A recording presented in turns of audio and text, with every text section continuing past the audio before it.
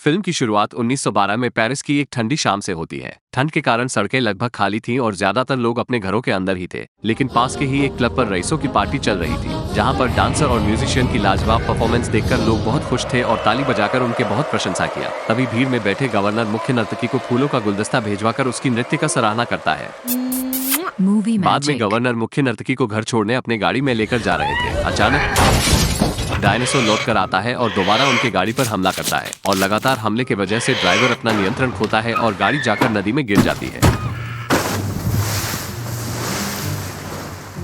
आज से लगभग 3 वर्ष पहले की बात है। एक दिन ये बहनें टेनिस खेल रहे थे। अचानक बॉल एक की सिर पर लगती है और वह जमीन पर गिरकर उसके हेयर पिन से बुरी तरह घायल हो जाती है। फिर अडेल एक प्राचीन इजिप्शियन डॉक्टर की मम्मी की तलाश में जाती है जो उसकी बहन को ठीक कर सकता है। जैसे ही अडेल बटन दबाती है, मम्मी के कब्र का दरवाजा खुल जाता है। अंदर से काला तेल जैसा बहकर बाहर आता है और वह पीछे हट जाती है। लेकिन टोली के लोग देखते हैं कि तेल बहुत ही जल्दी आग पकड़ लेता है और वो बिना रोशनी के अंदर नहीं जा सकते। फिर अडेल एक तराजू पर मुट्ठी भर रेत डालती है। तभी साइड से 2 चमकीले पैनल जमीन से खड़ा होता है, जिसमें रोशनी प्रतिबिंबित होकर कमरे को रोशन करता है। वे सभी अंदर घुसते हैं और कमरे में खजाना देखकर 2 लोग बौखला जाते हैं। लेकिन अडेल को खजाने से कोई मतलब नहीं था, उसे तो बस ताबूत चाहिए था। अडेल ताबूत को खुलवाती है और तभी इस आदमी के गले में पहना खजाना सांप में बदल जाता है और उसका गला कस देता है, जिससे उसका दम खुदने से मौत हो जाती है। अचानक यह विलन आ जाता है और अडेल को बंदी बना लेता है। अडेल चालाकी से उसे सिगरेट पीने की मांग करती है और उसका लाइटर लेकर काला तेल पर आग लगा देती है। आग बहुत तेजी से बढ़ता है, लेकिन वह भागकर ताबूत में घुस जाती है और ताबूत एक खुफिया रास्ते से होकर पासी की नदी के अंदर से बाहर निकलती है।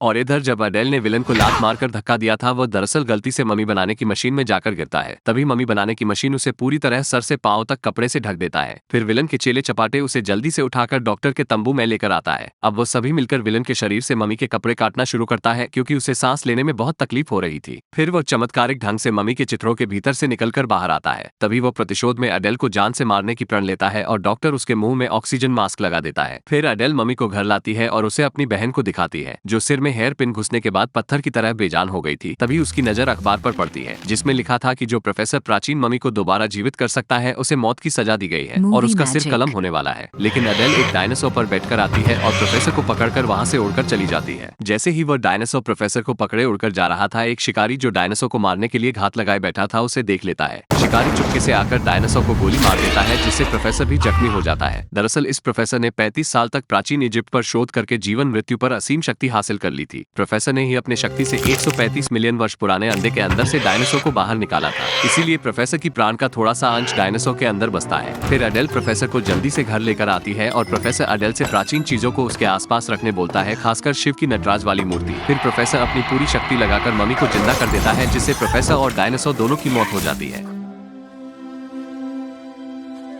लेकिन मम्मी कहता है कि वह डॉक्टर नहीं है, बल्कि परमाणु भौतिक विज्ञानी है और डॉक्टर को हमेशा राजा के साथ ही दफनाया जाता है। अडेल बहुत हताश हो जाती है और फिर नहाने के लिए चली जाती है। अडेल एक पत्री पढ़ते हुए नहा रही थी, तभी उसे अचानक मम्मी की बात याद आती है। प्रोफेसर की अद्भुत शक्ति ने शायद 2 किलोमीटर के दायरे में सभी मुर्दों को जगा दिया होगा और उसने सुबह ही अखबार में पढ़ा था कि एक राजा का ताबूत पास के एक म्यूजियम में प्रदर्शित किया जाएगा और जो कि डॉक्टर को हमेशा राजा के साथ ही दफनाया जाता है। इसीलिए वह जल्दी से अपने बहन को लेकर म्यूजियम पहुंचती है। फिर वे एक के बाद एक सारे ताबूत खोलने शुरू करते हैं, लेकिन उन्हें डॉक्टर नहीं मिलता। अडेल हताश होकर आखिर में राजा का ताबूत खुलवाती है। राजा 3300 वर्ष बाद जागता है, इसलिए थोड़ा अंगड़ाया लेता है और मम्मी उसे सारी बात बताता है। तब राजा डॉक्टर से अडेल की बहन के अंदर थोड़े जीवन ज्योति प्रज्वलित करने कहता है, ताकि वह उसके प्रति अपने दीदी की सारे प्यार का पूरा आनंद उठा सके। डॉक्टर अपने सहयोगियों के साथ काम को बहुत बारीकी से पूर्णता करता है। फिर राजा पीड़ित को चूम कर प्रक्रिया को खत्म करता है। अचानक उसकी बहन उठकर बैठ जाती है और बिल्कुल सचेत हो जाती है। अडेल उसे कसकर गले लगाती है और मम्मी को उसकी मदद के लिए शुक्रिया कहती है। दूसरे दिन अडेल की आशिक उसके लिए गुलदस्ता लेकर आता है। बदले में उसकी बहन से मुलाकात होती है और रोमियो गुलदस्ता उसी को देता है। और इधर अडेल टाइटैनिक जहाज में एक लंबी छुट्टी पर जा रही है, लेकिन रोमांच उसका पीछा नहीं छोड़ती, क्योंकि विलन अपने टट्टुओं को उसके पीछे भेज देता है और फिल्म यहीं पर समाप्त हो जाती है। तो फिर आज के लिए ta-ta bye bye, good night, नमस्कार, शुभ रात्रि।